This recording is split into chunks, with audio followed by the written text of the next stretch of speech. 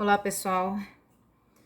Diante das circunstâncias e para a gente também não perder o foco na nossa EBD, eu pensei em gravar esse vídeo com a aula nossa, que seria hoje, sobre a carta de 2 Pedro, como a gente já vem estudando. Então, eu espero que seja proveitoso para todos vocês e assim que Deus nos permitir, que as autoridades nos permitirem, nós estaremos juntos para compartilhar essa palavra pessoalmente, como nós sempre fazemos, com as nossas perguntas, com as nossas discussões. Mas enquanto isso não nos é permitido, ninguém pode colocar a palavra de Deus entre quatro paredes. Ela não é limitada a quatro paredes, a gente sabe disso, e é por isso que nós estamos aqui para fazer esse vídeo.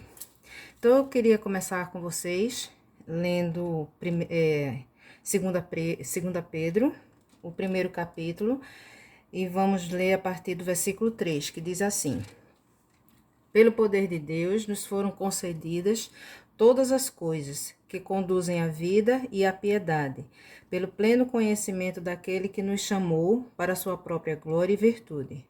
Por meio delas, ele nos concedeu as suas preciosas e grandes promessas, para que por elas vocês se tornem coparticipantes da natureza divina, tendo escapado da corrupção das paixões que há no mundo.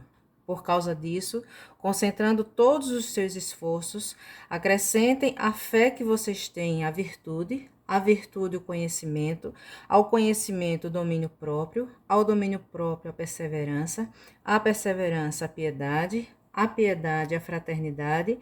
fraternidade o amor.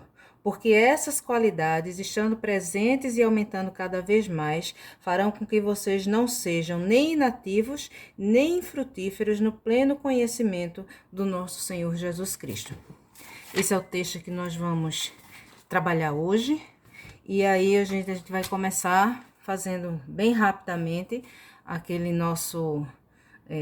relembrando aquilo que a gente já aprendeu em aulas passadas, bem rapidinho. Então, Pedro... A gente já viu nas outras aulas para quem ele escreveu para cristãos. Versículo 1 e 2 nos dá essa base, nos dá esse cabimento de dizermos que ele escreveu para pessoas que tinham a fé em comum a ele, uma fé que podia ser multiplicada, como ele diz lá no versículo 2. Aí nós vemos também, a partir do versículo 2, Pedro já começando a combater os falsos mestres.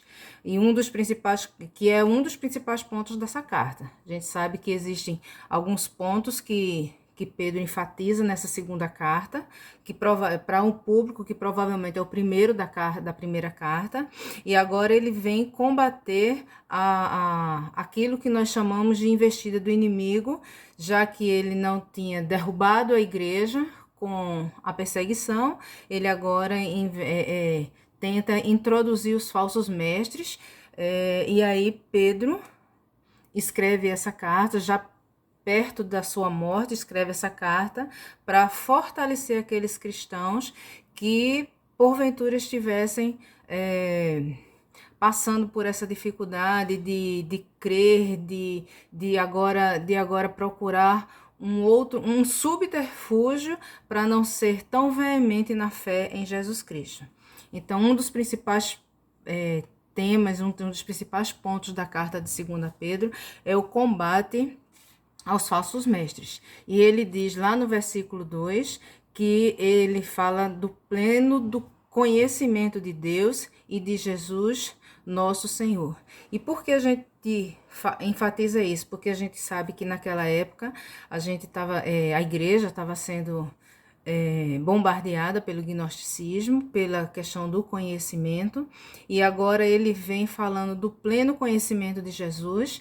Nós vimos em aula passada que esse conhecimento não é o gnosis, que é o conhecimento abstrato, mas Pedro fala do epignosis, é uma palavra em grego que significa um conhecimento particular e experimental.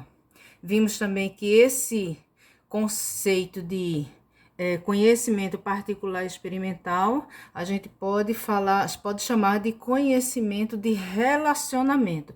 E esse relacionamento, ele mesmo diz que é com Deus e com Jesus, o nosso Senhor. Então, o epignosis, ele está baseado nesse conhecimento. Pedro não abstém um conhecimento normal, o conhecimento abstrato, mas ele introduz agora a necessidade de se ter um conhecimento profundo, advindo do relacionamento com Deus e com nosso Senhor Jesus Cristo. Então, a partir daí, a gente vai ver no versículo de 3 a 8, algumas orientações, e eu gostaria de ver de uma forma um pouquinho diferente com vocês. Os versículos 3 e 4, ao invés de nós fazermos na sequência, nós vamos olhá-los de trás para frente, como se a gente estivesse invertendo o texto, mas para entender o contexto daquilo que Pedro escreve na carta. Então, eu vou ler novamente, vou abrir a Bíblia aqui novamente,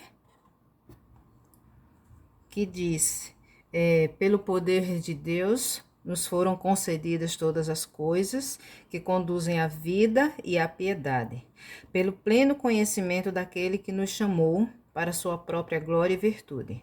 Por meio delas, ele nos concedeu as suas preciosas e muito grandes promessas, para que por elas vocês se tornem coparticipantes da natureza divina, tendo escapado da corrupção das paixões que há no mundo. Então, como a gente falou, a gente vai fazer isso de trás para frente.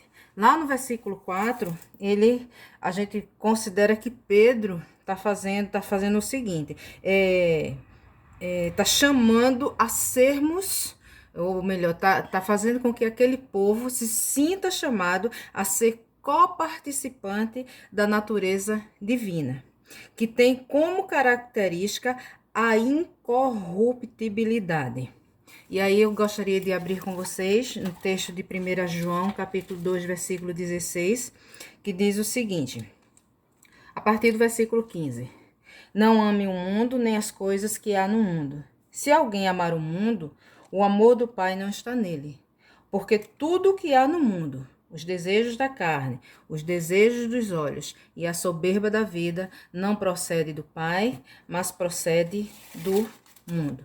Então, se a gente pegar de trás para frente, o auge desses dois versículos é saber que nós somos chamados a sermos coparticipantes da natureza divina, que tem como característica a incorruptibilidade. Ou seja, em Deus não há pecado, em Deus não há maledicência, em Deus não há concupiscência dos olhos, concupiscência da carne, em Deus não há corrupção, em Deus não há mentira, em Deus é incorruptível e ele nos chama para essa incorruptibilidade, sendo ele o nosso foco, o nosso exemplo maior, mas, no entanto, nos dando condições para chegar a isso.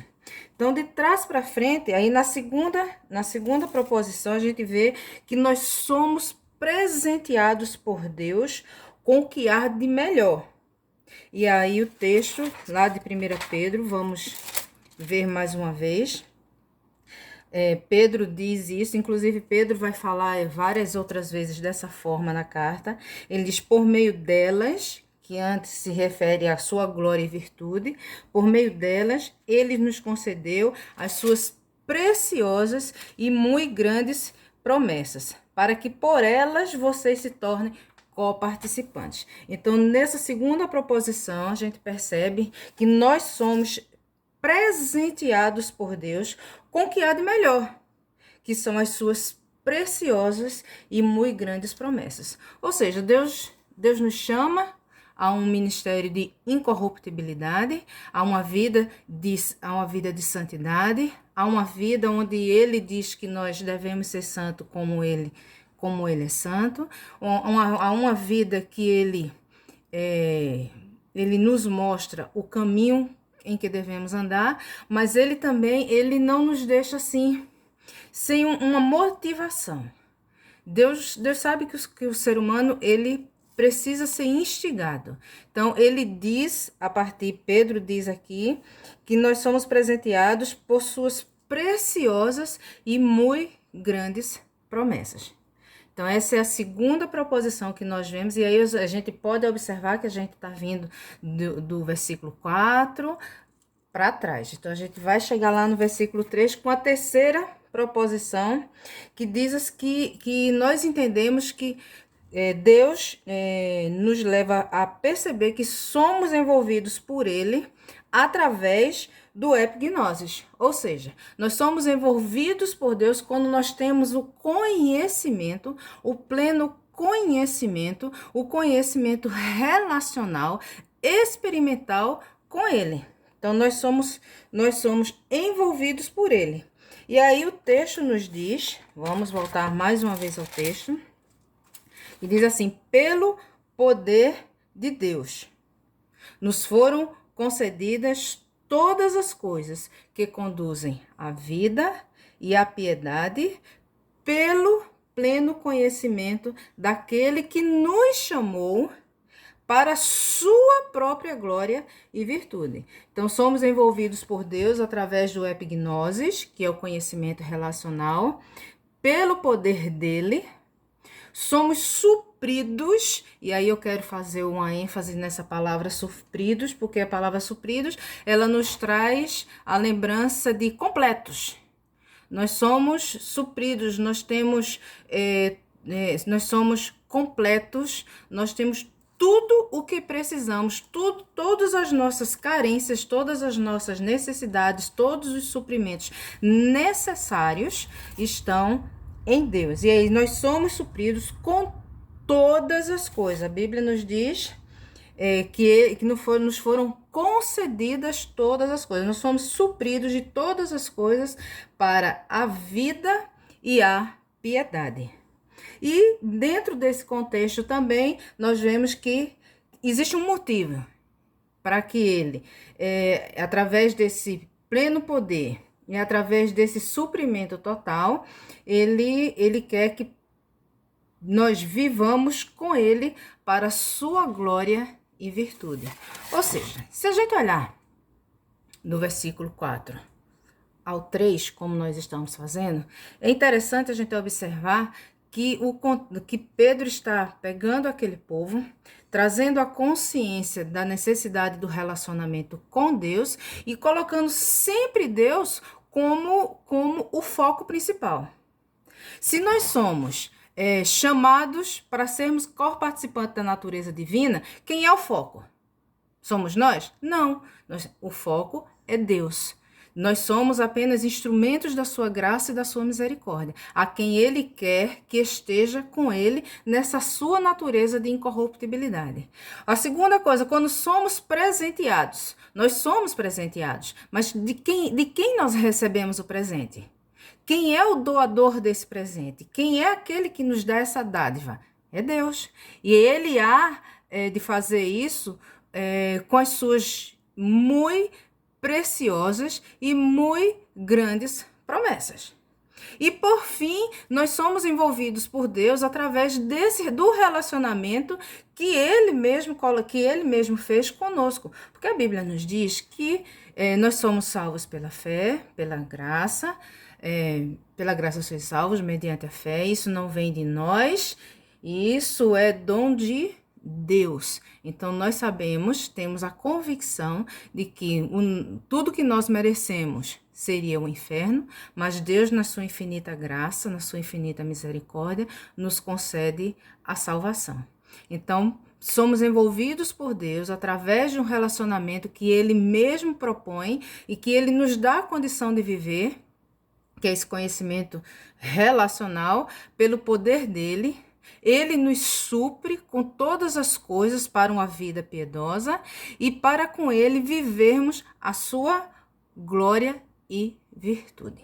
Bom, entendido esse versículo 3 e 4, que pena, né? Nós não estamos pessoalmente, eu sei que pessoalmente nós faríamos algumas considerações, nós teríamos aí algumas participações, o que também não Isso não quer dizer que você não possa fazer.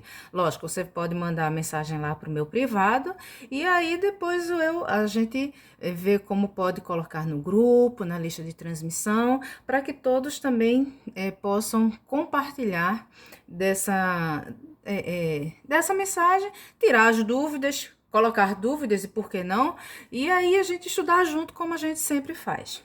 Mas voltando aqui, agora a gente vai ver o que é que isso resulta.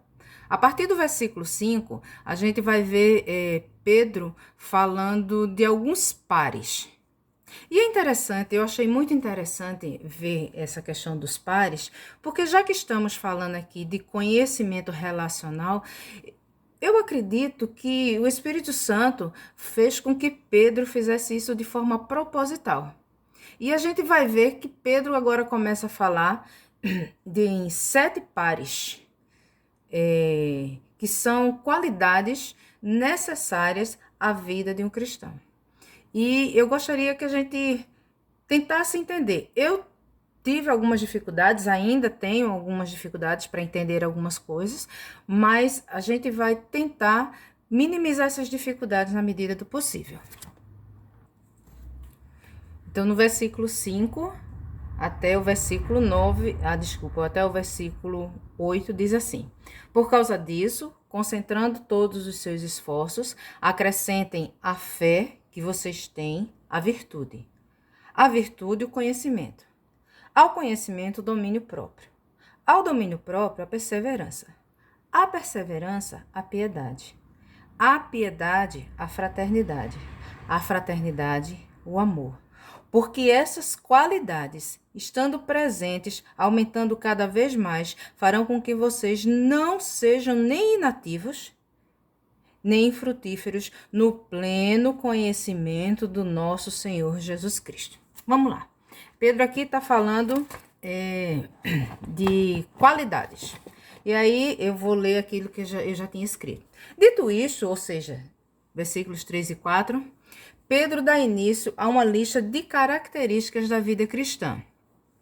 Virtudes que são instrumentos divinos para nos levar ao crescimento espiritual e à evidência do epignosis, que é o conhecimento relacional. Então, a gente vai, como eu já falei, a gente vai ver que foram feitos em pares. E ele diz, no primeiro par, acrescentem a fé que vocês têm, a virtude. Então, acrescentem a fé que você tem. Bom, se a gente pensar no seguinte, a gente vai começar com fé e vai terminar lá com o amor. Então, vamos tentar entender a fé como a base. A Bíblia diz que sem fé é impossível agradar a Deus. Que a fé, nesse caso aqui, a gente vai entender como uma pedra fundamental. A fé é o passo inicial dentre as qualidades necessárias para a vida cristã. O crente, ele é salvo pela fé, o crente vive pela fé, o crente vence pela fé e o crente caminha de fé em fé. Então, Pedro começa propositalmente colocando a fé como alicerce dessas qualidades, dessas várias qualidades que o cristão deve ter na sua vida. Lembrando sempre que essas qualidades, ele vai conseguir entender essas qualidades a partir do conhecimento que ele tem, do conhecimento relacional que ele tem com Deus. Então, a fé é a base para a vida cristã. Aí ele diz que acrescenta a fé a virtude. Então, vamos ver. A virtude tem a ver com excelência. A vida cristã precisa refletir a excelência do caráter de Cristo. Nós usamos comumente a expressão de sermos discípulos de Cristo, de sermos parecidos com Cristo. E, obviamente, se nós temos esse foco nas nossas vidas, a gente tem que entender que tudo que a gente fizer, se a gente quer ser parecido com Ele, as pessoas vão ter que ver esse Cristo. Eu sei que muitas vezes é difícil a gente entender, a gente colocar isso no nosso dia a dia. Mas é isso que nós nos propomos a fazer todas as vezes que nós dizemos que somos servos de Jesus, que somos discípulos de Jesus. Intrinsecamente, sem querer, quando eu falo que sou crente, quando eu falo que eu entreguei a minha vida a Jesus, eu tenho que entender que eu estou trazendo a responsabilidade de mostrar Jesus através da minha vida. Então, o primeiro momento é quando eu creio. Quando eu creio que entrego a minha vida, que a graça de Deus definitivamente ela acontece na minha vida. Então, ali a graça de Deus alcançou o seu auge através da fé. Aí agora eu vou começar a ter um relacionamento, ter um conhecimento de Deus. Com esse relacionamento, com esse conhecimento, eu vou acrescentar aquilo que Jesus quer, as qualidades que um cristão deve ter. Uma delas, que a gente já está começando a ver, é a virtude, que tem a ver com excelência. A vida cristã precisa refletir a excelência do caráter de Cristo. Seria redundante refletir a excelência, o que há de melhor no caráter de Cristo? Claro que seria redundante, até porque tudo que há em Cristo é bom. Então não há nada melhor e nem pior em Cristo. Tudo que a gente revelar a respeito de Cristo é sempre o excelente, é sempre o melhor. A virtude não consiste, a gente tem que pensar nisso, a virtude não consiste, porque muitas vezes nós falamos de virtude, pensamos em qualidades pessoais que deverão ser levadas em consideração pelas outras pessoas. Ou seja, como se nós quiséssemos aparecer pelas nossas virtudes. E aí, a gente vai ver que a virtude que Pedro aqui se refere não tem nada a ver com a gente. A virtude não consiste em ilustrar qualidades humanas, por melhores que elas sejam. Isso não quer dizer que você não seja uma boa pessoa. Não quer dizer que você não tenha boas virtudes. Mas não é isso que Pedro quer, escrevendo aquelas pessoas que estavam sendo bombardeadas pelos falsos mestres. Então, a gente tem que entender aquele contexto e trazer para o nosso dia a dia. Então, ele não estava dizendo para aquele povo que agora mostre para esses falsos mestres que vocês são boas pessoas, que vocês têm uma vida de honestidade, que vocês têm uma vida de ajuda ao próximo. Não. Ele está dizendo que a fé acrescenta a virtude de mostrar o que há de melhor em Cristo. Porque esse pleno conhecimento relacional tem que mostrar Cristo. Ter conhecimento não é pecado nenhum. Agora, é necessário na vida cristã ter o conhecimento de relacionamento com Cristo. E a partir disso mostrar essa virtude. A virtude não consiste em ilustrar qualidades humanas, por melhores que sejam, mas em produzir qualidades divinas que tornam uma pessoa mais semelhante a Jesus Cristo. Então, por melhores que sejam as nossas qualidades, não é esse o propósito de Pedro ao escrever para aquela comunidade e não é esse o propósito da palavra de Deus para as nossas vidas hoje. Não é que nosso ego seja enfatizado, mas que em nós se produza qualidades divinas que façam com que nós sejamos cada dia mais parecidos com Cristo. Esse foi o primeiro par que Pedro usou. Aí, o segundo par diz a virtude, o conhecimento. Bom, parece uma coisa meio esquisita, já que a gente está vindo do conhecimento relacional. Então, ao invés de ser a fé a base, não deveria ser o conhecimento? Por que Pedro agora fala desse conhecimento? De acrescentar, já se acrescentou a fé, já se acrescentou a virtude, agora o segundo par é de acrescentar a virtude, acrescentar o relacionamento. Então, vamos lá. Vamos lembrar que Pedro está fazendo uma contraposição aos falsos mestres. Então, nesse período, nessa carta, em contraposição aos ensinamentos gnósticos, e quais eram esses ensinamentos? que eles ensinavam ao povo a buscar um conhecimento místico e esotérico com o fim de conduzi-los a Deus. Ou seja, se alguém quisesse chegar a Deus, não era através de Jesus Cristo, mas apenas através de um conhecimento místico. Então, nós vimos já isso em aulas passadas, a gente não vai entrar nesse mérito, mas a gente sabe que o gnosticismo, ele tinha o desejo, a dedicação de tirar Jesus da história. Jesus não era Deus, não é Deus. Jesus não poderia ser Deus, porque Jesus veio em carne e a carne por si só era má. Então a gente já viu todas essas características. Então Pedro agora está fazendo uma contraposição a esses ensinamentos. O povo estava sendo ensinado, aquele povo, de uma maneira sutil. Falsos mestres entraram na igreja, pessoas que estavam ali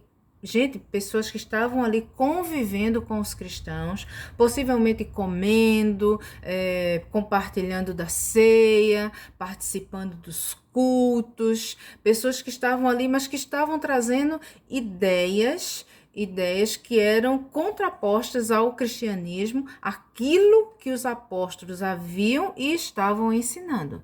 Agora Pedro, perto de morrer, ele quer deixar essa aula, quer deixar essa lembrança bem enfática na memória daquelas pessoas e dizer: não deem ouvidos a isso, porque quem vai conduzi-los a Deus é Jesus.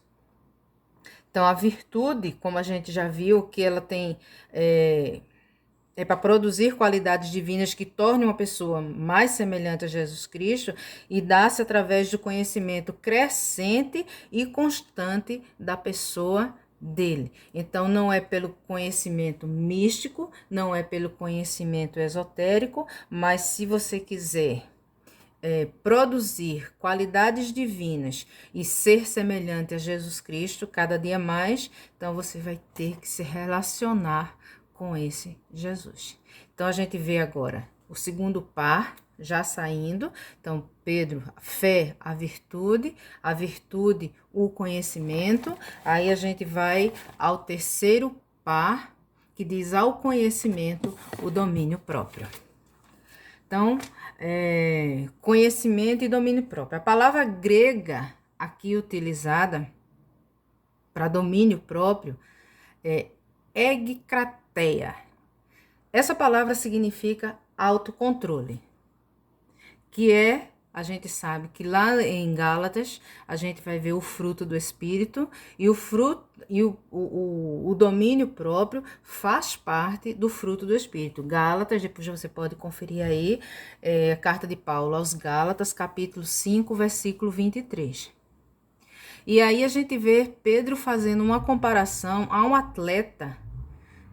Não sei se ele tinha lido já a carta de Paulo aos Coríntios, ou se porque o Espírito Santo o instruiu, mas a verdade é que Paulo faz uma comparação que você também pode ver lá em 1 Coríntios, capítulo 9, versículos de 24 a 27. Deixa eu abrir aqui para a gente tentar entender. 1 Coríntios, capítulo 9, versículo 24 ao 27. 9... 1 Coríntios, não 2 Coríntios. 1 Coríntios 24. Vocês não sabem, isso Paulo escrevendo aos Coríntios, vocês não sabem que os que correm no estádio, todos, na verdade, correm, mas um só leva o prêmio? Corram de tal maneira que ganhem o prêmio. Todo atleta em tudo se domina, aqueles para alcançar uma coroa corruptível, nós, porém, a incorruptível. Assim corro também eu, não sem meta. Assim luto, não como desferindo golpes no ar, mas esmurro o meu corpo e o reduzo à escravidão, para que, tendo pregado a outros, não venha eu mesmo a ser desqualificado. Versículo 25, só para a gente dar uma ênfase. Todo atleta em tudo se domina. Aqueles para alcançar uma coroa corruptível, nós, porém, a incorruptível. Então, a gente vê aqui Pedro, ele faz também uma comparação ao atleta que precisa de disciplina. Nós estamos aí, eu não sei se vai acontecer, mas nós estamos próximo das Olimpíadas. A gente não sabe por causa dessa situação que o mundo está passando por causa do coronavírus, mas a gente sabe que os atletas olímpicos, quando se preparam para essas competições, eles de fato, eles se entregam de corpo e alma, eles levam os treinamentos à exaustão, eles passam horas repetindo o mesmo movimento para chegar ao máximo da perfeição. Enfim, eles se controlam para que eles não sejam tomados pelo desânimo, porque não é fácil você passar 6, 8 horas repetindo um único movimento, fazendo a mesma coisa. É necessário que tenha uma disciplina muito grande, é necessário que tenha uma disciplina alimentar, é necessário que tenha uma disciplina de sono, é necessário que tenha uma disciplina mental para que aguente-se um regime como esse, uma necessidade dessa de chegar à perfeição. Então, Pedro compara o atleta que precisa de disciplina e autocontrole para conquistar o prêmio. Eu não sei se ele tinha lido lá 1 Coríntios, mas a verdade é que o foco desse conhecimento e domínio próprio está baseado na questão da disciplina, do desejo de fazer aquilo que agrada a Deus. Então, domínio próprio significa controlar as paixões, ao invés de ser controlado por elas. É a submissão ao controle de Cristo. Os falsos mestres gnósticos ensinavam que o conhecimento os libertava da necessidade de controle próprio. Olha que responsabilidade de Pedro. O falso mestre chega, está ali dentro da igreja, compartilhando. Pedro preso, está lá na prisão, prestes, está próximo da morte dele. Ele fala isso na segunda carta. E agora ele está tentando, está levando a palavra de Deus para combater aqueles que estão próximos, estão se relacionando com as pessoas. E mostrar para essas pessoas que não é como eles estavam ensinando. Que aqueles que são de Cristo, aqueles que querem mostrar a Cristo, precisam de algumas qualidades. E uma dessas qualidades é o domínio próprio. Porque os falsos mestres, em contrapartida, ensinavam que o conhecimento por si só, aquele conhecimento comum, os libertava da necessidade do controle próprio, do domínio próprio. E aí Pedro diz, não é isso. Além do conhecimento, vocês têm que ter domínio próprio, porque domínio próprio é fruto do Espírito. Então, se eu tenho domínio próprio, se eu tenho o fruto do Espírito, quem vai aparecer? Lógico, o Espírito Santo vai aparecer, Deus vai aparecer, Jesus na nossa vida. Então, esse terceiro par, que começou lá com a fé, agora já está no domínio próprio. Agora Pedro chama o quarto par. E no quarto par, vamos voltar aqui para 1 Pedro. Eu saí do texto para poder... 1 Pedro. Primeira não, 2 Pedro. Ixi. 2 Pedro. Agora o próximo par. Ao domínio próprio, a perseverança. Então a gente vai vendo que tem como se fosse uma continuidade. Um puxando o outro. E no final desse ciclo, desses 7 pares, que são 7 pares, a gente vai ver que um complementa o outro. E a gente sabe que se depender de nós, se dependesse de mim, de você, talvez a gente escolhesse algumas dessas qualidades. Nós seríamos bem capazes de escolher uma ou outra qualidade, mas não todas. Só que aqui Pedro coloca tudo isso sendo parte de um ciclo. São coisas necessárias para que nós demonstremos o pleno conhecimento e o conhecimento relacional com Deus. Então, o domínio próprio, a perseverança. A palavra grega aqui é upomone. Estou trazendo as palavrinhas gregas porque a gente conhecendo um pouquinho da língua original, a gente consegue entender melhor os significados das palavras, que a gente sabe que o nosso português não chega, não é suficiente muitas vezes para traduzir aquilo que realmente foi escrito, foi dito ali pelo Espírito Santo aos escritores. Então, lá no grego, a palavra grega é upomone, que foi traduzida por perseverança, mas que significa paciência triunfadora em circunstâncias difíceis. Difícil, né? Olha, vamos repetir. Significa perseverança. A palavra upomone, quando Pedro escreve lá, ele escreve upomone, ao domínio próprio upomone. Então, isso significa paciência triunfadora em circunstâncias difíceis. Eu fico pensando, por que será que Pedro colocou isso lá no seu texto? Paciência triunfadora em circunstâncias difíceis. Certamente, porque o estrago estava começando a ser grande. A gente sabe que o gnosticismo foi um problema seríssimo nos 3 primeiros séculos da igreja cristã. Até hoje existe, com as suas vertentes, claro, mas foi um problema seríssimo nos 3 primeiros séculos do cristianismo. E Pedro agora traz o upomone, traz a necessidade de ter paciência triunfadora em circunstâncias difíceis como uma qualidade atrelada ao domínio próprio, à virtude, à fé, ao conhecimento, com a necessidade de expressar que a partir dessa upomone, dessa paciência triunfadora, que fique bem claro, paciência triunfadora. Gente, a gente tem que entender. Deus nos deu promessas preciosas e muito grandes. E não foi para qualquer coisa. Nós hoje somos uma igreja militante, mas nós seremos uma igreja triunfante.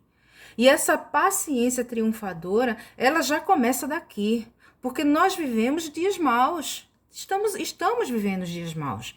Esse vídeo é por causa de dias maus. Então, nós vivemos dias maus. Vamos viver outros dias maus. A vida cristã não é um mar de rosas, por mais que alguns tentem identificá-la assim, mas a vida cristã não é um mar de rosas. E hoje não tá fácil para ninguém. Esse isolamento não é uma coisa fácil. A gente sabe que isso produz ainda outros problemas, principalmente em quem já tem problemas, como quem tem depressão, como quem sofre com ansiedade, enfim, tantos outros problemas que podem ser acarretados por causa do isolamento social. Aquilo que a gente costuma combater, né, porque nós precisamos ser pessoas sociáveis, hoje a gente está usando como uma arma contra um inimigo. São dias maus. Só que Pedro nos diz que nós temos a upomone de Deus, que é a paciência triunfadora em circunstâncias difíceis. Você já pensou o quanto a gente pode estar sendo testado nesse quesito agora?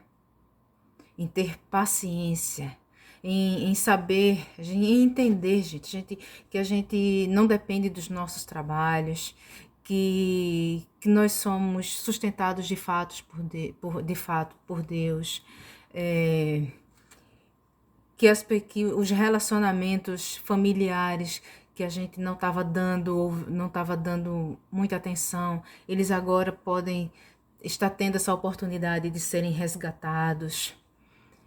tantas situações que a gente vai aprender a viver, tantas coisas que vão acontecer a partir daí, tantos negócios, e aí falando da parte financeira, tantos negócios que vão surgir a partir dessa nova realidade introduzida pelo isolamento social. Enfim, a gente vai ver que nós teremos, vamos continuar tendo os dias maus, mas nós vamos também ver o triunfo em cima de algumas situações, em cima de algumas deficiências nossas. Quem sabe nós não estejamos aí precisando desse tempo mesmo para olharmos um pouquinho mais para nós, não para enfatizar o nosso eu, mas para que a gente realmente se veja o que é que eu estou fazendo na Terra. Será que isso, tudo que eu tenho vivido no meu dia a dia, a falta de tempo, que a gente costuma dizer que nós não temos tempo, esse corre-corre, essa necessidade de ganhar dinheiro, essa necessidade de estudar, de se formar, de fazer, de acontecer, será que isso é importante? Será que isso é importante? Será que no mundo difícil, como aqueles cristãos estavam vivendo, com tanta heresia, com tanta mentira, com tanto engano, será que não está na hora de eu parar para pensar que Jesus está voltando e que essa é uma oportunidade que eu estou tendo de me juntar a Ele, de ter um relacionamento melhor com Ele e a partir daqui fazer algo diferente? Quem sabe a gente não está precisando pensar nisso. Pedro não escreveu à toa para aquele povo e a palavra de Deus não está na nossa mão por uma tolice. Ela tem motivos e ela fala aos nossos corações. Então, Pedro, agora nesse quarto pau, domínio próprio, a perseverança, que significa paciência triunfadora em circunstâncias difíceis. Lembra que isso é uma qualidade daqueles que têm conhecimento e relacionamento com Deus. E isso não é algo que eu vou escolher fazer. Isso é uma qualidade necessária. Vamos partir agora para o quinto par. Aí a gente vem aqui a perseverança, a piedade.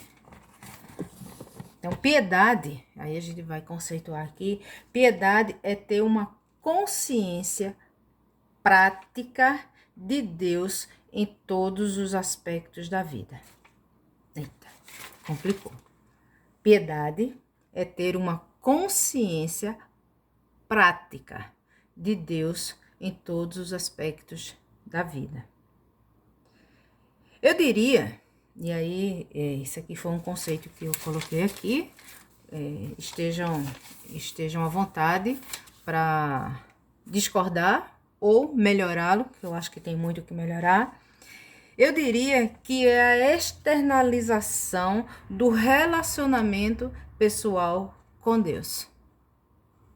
A piedade é a externalização, ou seja, eu estou externando, estou colocando para fora, estou fazendo com que as pessoas vejam as qualidades de Cristo através do meu relacionamento pessoal com Deus. Eu tenho relacionamento pessoal com Deus?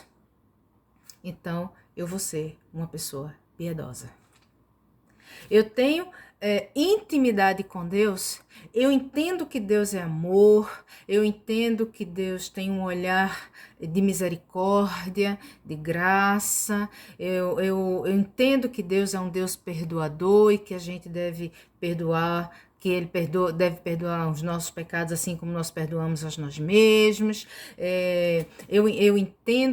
Eu entendo de fato tudo que Deus fez por mim e que Ele fez não só por mim, mas fez por todos, e que as obras que eu venho a fazer não são frutos do meu eu, mas da graça dele, para que toda a glória flua para Ele, foque para Ele, vá para Ele.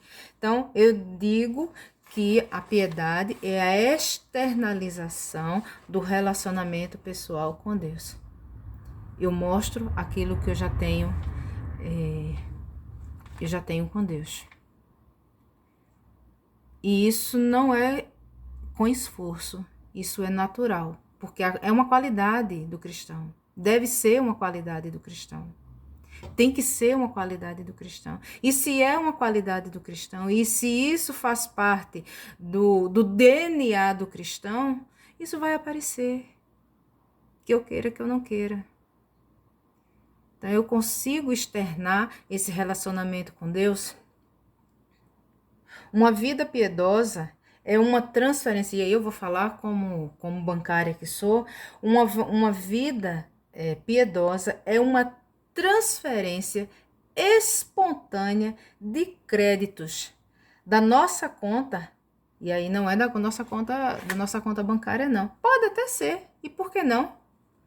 Mas não só da conta bancária, mas daquela continha, daquela conta espiritual que nós temos, que Deus já depositou para nós. Então, eu faço uma transferência espontânea dos créditos da minha conta para a conta de outros. Ou seja, evidenciar a prática da obra de Cristo em nós, a evidência da prática da obra de Cristo em nós na vida de outras pessoas. Você tem transferido esses créditos? Ou você simplesmente está acumulando, acumulando, acumulando? Eu tive um pastor que ele dizia que a gente tinha que ser crente rio e não crente lagoa. Porque o crente rio, ele recebe e vai passando, e vai levando, vai abençoando, vai dando vida a todos que estão lá pelo seu caminho. O crente lagoa, tudo que entra, ali fica. Então, se a gente entender a piedade como uma externalização daquilo que eu já tenho, do meu relacionamento com Deus, e que é uma transferência espontânea porque é natural. Então, uma transferência natural desses créditos que Deus me dá, ou seja, eu dou de graça aquilo que de graça eu recebi. Aí Pedro tá ensinando isso às pessoas, porque estava combatendo um outro falso ensinamento. Da questão de você ter o conhecimento todo para si, para que você pudesse chegar a Deus. Então, você não precisava levar esse conhecimento a outros. Você não precisava levar essa facilidade a outros, mas você tinha que, se quisesse chegar a Deus, ter esse relacionamento com Ele, então você teria que ter muito conhecimento, absorver todo e qualquer tipo de conhecimento. Vamos agora ao sexto, que é o penúltimo par, e que diz a piedade, a fraternidade. E aí vamos ler também o que está escrito aqui. Aqui a palavra grega para fraternidade é Filadélfia. Olha, é Filadélfia, que significa amar ao próximo como se ama a um irmão de sangue. Amamos nossos irmãos. Nós que temos irmãos e irmãs, nós não amamos nossos irmãos não apenas pelas suas virtudes, pelos que eles têm de bom, ou por tudo que eles fazem por nós. Não, nós amamos os nossos irmãos de sangue, apesar das suas fraquezas, dos seus deméritos, das suas dificuldades, daquilo que eles aprontam conosco, mas eles são os nossos irmãos de sangue. E aí Pedro vai trazer a piedade, juntar a piedade, sabe? Aquela externalização do relacionamento com Deus. Aí como é que eu faço isso? Quando eu amo incondicionalmente, ou quando eu amo um irmão como se eu amasse o meu irmão de sangue. Ou seja, como se fosse da minha família. Somos a mesma família. Temos a mesma família em Cristo.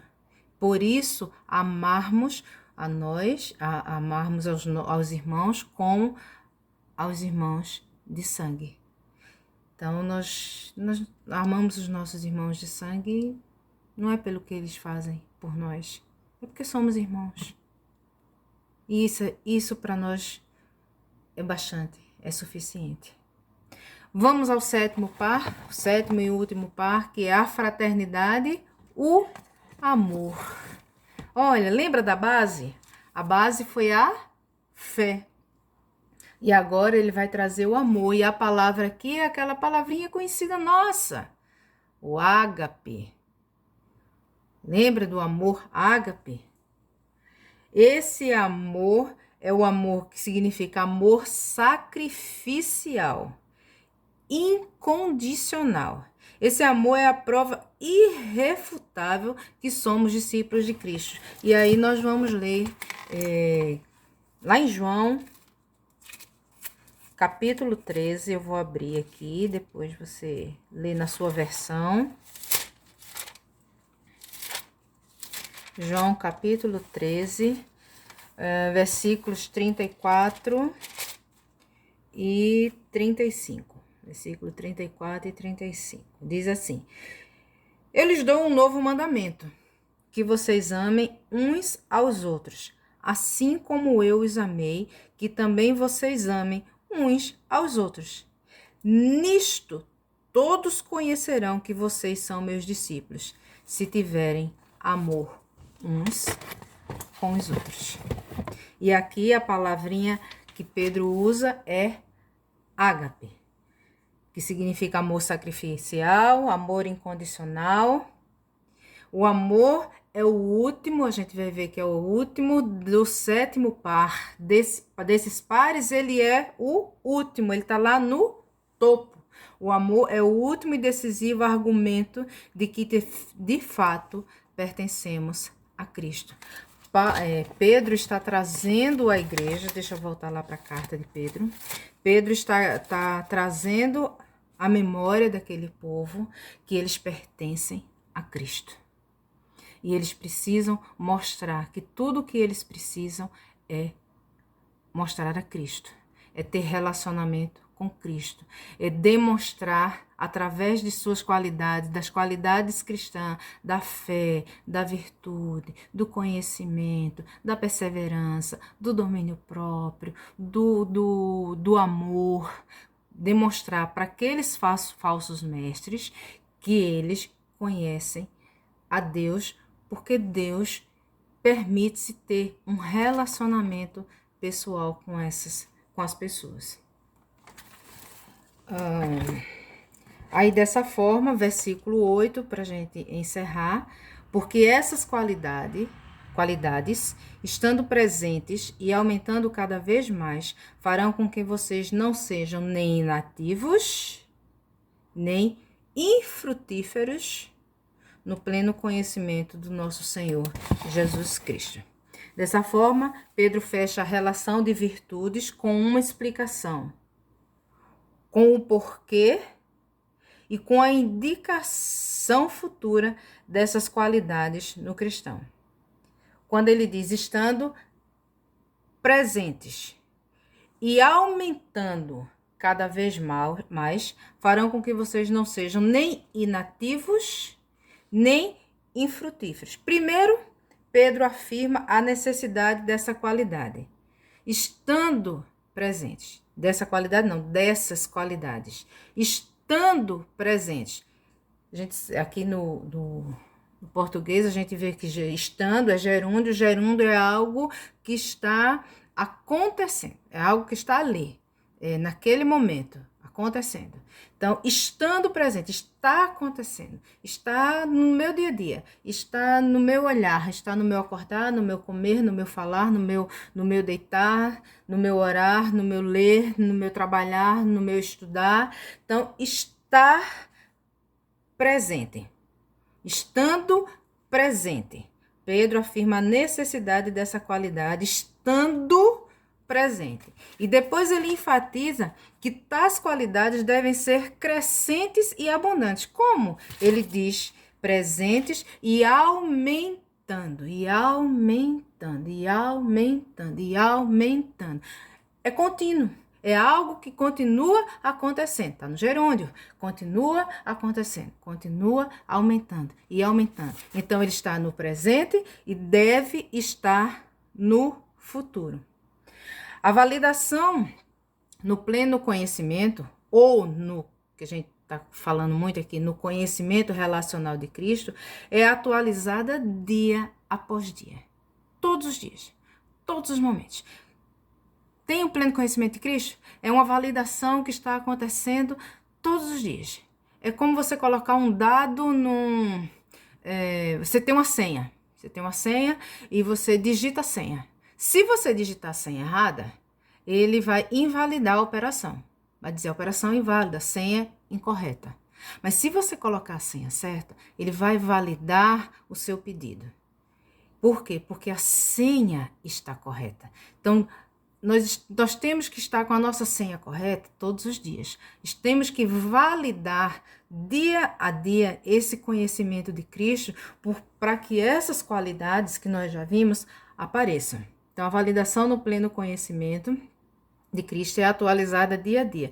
Não se trata, e aí a gente vai trazer uma outra ilustração, não se trata de um líquido colocado em um vidro com tampa.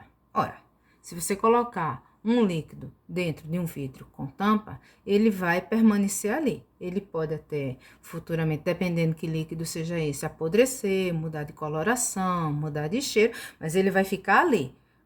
A gente não pode ser assim, a gente não pode ser o crente lagoa, o vidro com tampa.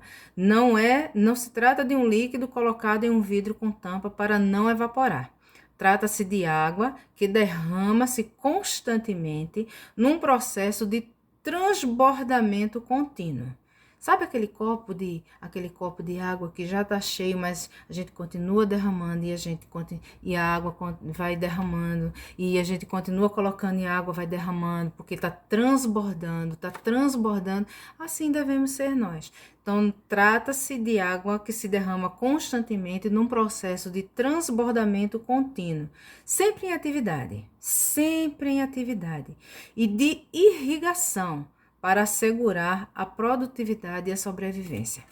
Aí eu falei de irrigação aqui, eu disse eu vou pegar o conceito de irrigação verdadeiro, porque parece, quando a gente fala em transbordamento, que aquela água que está ali, ela vai se acumular, vai ficar ali, vai molhar demais, e a gente sabe que até mesmo as plantas, elas não podem receber água demais, porque acabam apodrecendo, acabam morrendo por excesso. Então, eu fui ao conceito de irrigação. O conceito de irrigação diz assim: é uma técnica utilizada na agricultura, foi desenvolvida durante o Império Persa e que tem por objetivo o fornecimento controlado de água para as plantas em quantidade suficiente e no momento certo, assegurando a produtividade e a sobrevivência da planta. Então, essa água que está transbordando de nós, ela vai ser como uma irrigação.